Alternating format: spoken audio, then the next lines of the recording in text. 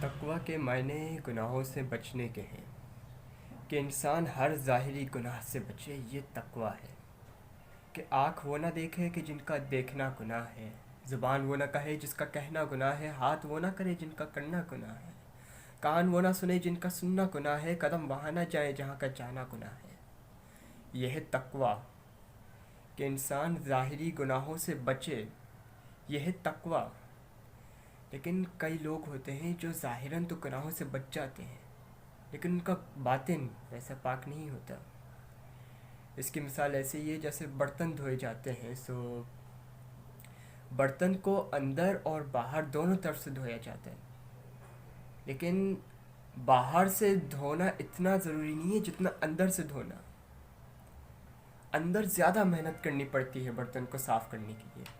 اور ویسے ہی ایک انسان ہے کہ اگر خود کو پاک کرے ظاہری گناہوں سے سو تقویٰ، اور اگر خود کو پاک کرے باطنی گناہوں سے سو اسے کہتے ہیں ورع. کہ ہر باطن کے گناہ سے خود کو بچانا، اپنے ذہن کو پاک کرنا، اپنی سوچ کو پاک کرنا، اس چیز کو کہتے ہیں ورع. اور اس پہ محنت کرنا تقوی سے بھی زیادہ ضروری ہے کہ انسان خود کو اندر سے صاف کرے. اگر اندر سے صاف ہوگا، اگر اندر سے پاک ہو جائے گا سو باہر سے خود بخود پاک ہو جائے گا.